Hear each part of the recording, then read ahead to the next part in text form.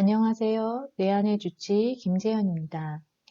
오늘은 여러분들도 많이 들어본 음향 이론에 대해서 말해 보려고 합니다. 쉬우면서도 오묘한 것이 음향인 것 같습니다. 그림을 보면요. 우리 음향 그림을 보면 이렇게 훨씬 이해하기가 쉬울 것 같아서 그림을 이렇게 첨부하는데요. 양이 있고 음이 있고요. 또 양에는 음을 포함하고 있는 그 점이 보이시죠? 음 안에는 또 양을 포함하고 있는 점이 있고요. 그리고 하나는 이 두 개가 완전한 하나입니다. 그리고 이렇게 반을 뚝 자른 것이 아니라 이렇게 S 모양으로 겹쳐 있잖아요. 항상 변화하고 있다는 것을 이 그림에서 볼 수가 있죠. 서로 음양이 균형이 맞았을 때 조화로운 거고요. 균형이 맞아 있고요. 그리고 하나의 완전한 하나입니다. 음양이 둘이 상대적인 개념이 완전성을 띠고 있습니다. 음양의 정의를 살펴보면 자연계에서 상호 관련된 어떤 사물이나 혹은 현상이 서로 쌍방의 속성의 개념이 있는 것을 말합니다. 예를 들면 운동적인 거는 양, 정지는 외향적인 것은 양, 내향적인 것은 위는 양, 아래는 따뜻하거나 뜨거운 것은 양적인 거, 차갑거나 서늘한 것은 음적인 거, 무형은 양, 유형은 밝음은 양, 어두움은 흥분된 상태, 활발한 상태는 양, 억압된 상태는 음입니다. 이렇듯 서로 상호 관련이 되어 있어야 하고요. 서로 대립된 성격이 보입니다. 하지만 밖이 존재하니 안이 있는 거고요. 앞면이라고 하는 건 뒷면이 존재하기 때문에 앞이 있는 거기 때문에 서로 대립되지만 완전한 하나인 거죠. 즉 서로 대립되지만 통일된 하나이고 통일된 하나는 대립의 결과입니다. 이렇듯 음양의 특성은 여러 가지가 있는데요. 서로 교감하고 서로를 포함하고 있고 항상 적어졌다 많아졌다 하면서 이렇게 변화하고 있고요. 또 전환합니다. 음양이 전환하고요. 꼭 자기가 조화를 맞춘다. 평행을 맞추고요. 그러니까 상대적인 거지만 스스로 균형과 조화를 잡는다는 거죠. 그래서 다음 그림을 보게 되면요. 황제내경에 있는 말인데요. 황제내경 중 소문, 생기, 통천론에 있는 말입니다.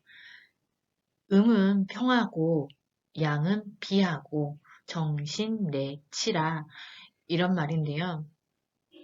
이것이 옛날에 제가 공부할 때 음과 양이 가장 건강한 상태, 가장 조화로운 상태를 나타내는 말이라고 이거를 외웠던 기억이 납니다. 그때는 이 뜻을 제가 무슨 뜻인지도 모르고 이게 그냥 이렇게 조화로운 상태를 이렇게 표현하는 말이었구나 라는 그냥 그렇게만 생각하고 무작정 외웠거든요.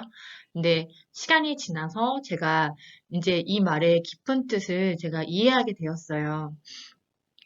음은 평하고 양은 이게 숨길 비자거든요. 양은 숨겨져 있다.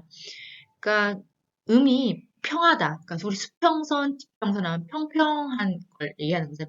가득 찬 상태. 우리 물이 이렇게 가득 차면 안에 뭐가 담겨 있어도 물이 충분하면 그 안에 뭐가 있는지 모르잖아요. 이렇게 평평한 것만 보이잖아요. 겉으로 보기에는.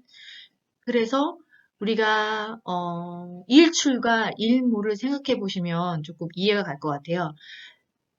태양이 수평선으로 이렇게 양기가 뜹니다. 태양이 뜹니다.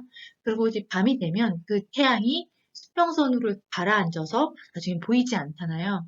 그렇듯 음이 충분하게 양을 숨길 수 있을 정도로 넉넉하게 이렇게 양을 포용해 줄 수 있는 상태. 그러니까 음이 충분하게 양이 숨길 정도로 있는 상태를 가장 음양이 조화로운 상태, 가장 건강한 상태를 나타내는 말이라고 합니다. 제가 그냥 우리가 실생활에서 그러니까 제가 이제 공부를 하면서 이제 요거가 예를 들 수 있는 공부하면서 제가 이제 어떤 예를 들어드리면 참 이게 조금 더 와닿을까 해서 어, 우리가 낮에는 양이고 밤에는 음이잖아요. 사람도 똑같이 그렇게 돌아가거든요. 그러니까 사람이 이제 음이 이렇게 충분히 있으면 밤이 되면 그 양기가 음으로 들어가는 게 바로 수면입니다. 수면, 잠을 자는 거거든요. 그런데 이제 음이 부족하게 되면 양이 충분히 잠길 수가 없어요. 그러면 그 양이 남겠죠? 떠 있겠죠? 남은 만큼. 그렇게 해서 일어나는 것이 수면 부족, 불면증, 그다음에 이제 잠의 질이 안 좋아지거나 이제 꿈이 많거나 이제 나이 들어서 오는 이제 불면증 같은 경우도 수면이 이제 질이 안 좋아지는 경우가 되게 이런 경우들이 많죠. 왜냐하면 우리가 노화가 됨에 따라 나의 음기도 소진하니까요.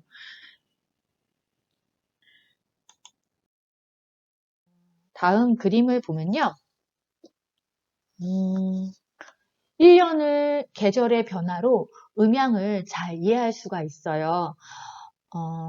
우리나라는 사계절이 되게 명확하고 분명하기 때문에 이렇게 음양의 변화를 되게 잘 느낄 수가 있습니다. 이 그림을 볼 때 무엇이 보이나요? 눈에 직접 보이지는 않지만 어떠한 것이 이러한 변화를 일으키는 것 같죠? 자, 우리 봄을 보면 봄에는 마른 가지에 겨우 정말 거기에 생명력이 있을까 하는 마른 가지에 저렇게 파란 새싹이 움트면서 너무너무 귀엽게 나오고 땅에서도 새싹이 나옵니다. 그리고 그럴 때는 바로 봄에는 그 양기가 방출되기 시작할 때입니다. 그래서 봄은 시작을 알리죠. 언제나 저렇게 새싹이 돋는 계절을 보면 저는 설레인 것 같아요. 설레어요.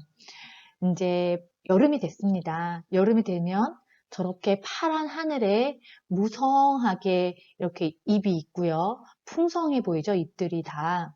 그리고 날씨는 덥죠. 양기가 충분히 다 방출된 상태입니다. 그래서 이제 가을이 되면 이제 양기는 다시 땅으로 내려가기 시작합니다. 이때 나무들은요, 봄에는 수분과 양분을 뿌리에서부터 쫙 빨아 올렸다가 가을이 되면 다시 뿌리 쪽으로 내려보내줍니다. 잎이 마르고 물들기 시작합니다. 겨울에는 양기가 음기 안으로 휴식을 취하러 들어갔습니다. 내년을 위해서 자윤하기 위해 들어간 것입니다. 이렇듯 자연계가 음양의 변화를 거치는 듯 소유주인 인간도 같이 열심히 거기에 상응하고 적응하면서 음양의 변화에 같이 상응하면서 살고 있습니다. 양생, 즉 섭생이라고도 하는데요.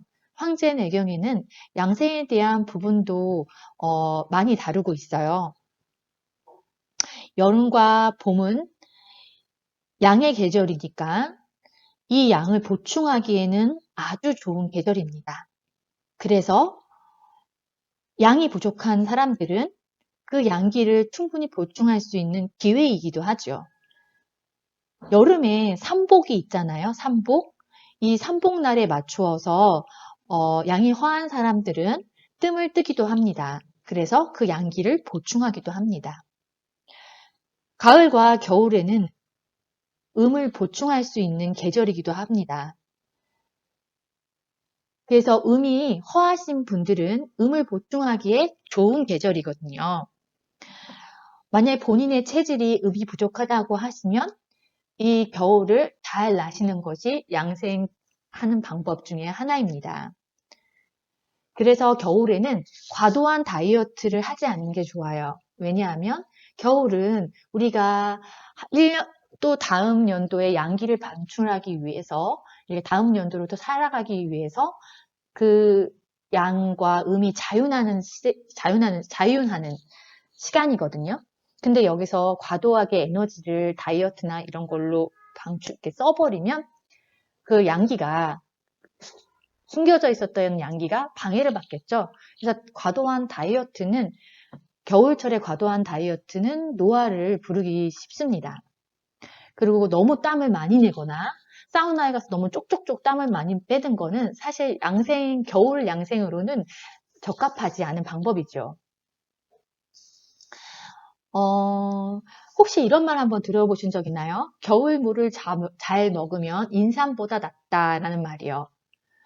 겨울무는 소화도 잘 되고 기관지에도 좋지만 성질이 평온하고 그렇기 때문에 겨울에는 물을 먹고 여름에는 생강을 먹으라는 말이 있거든요. 그러니까 만약에 음이 허한 체질에는 허열이 있는데요. 근데 양기가 그 안으로 들어가면서 몸의 온도가 허열이 조금 더 높아질 수 있겠죠.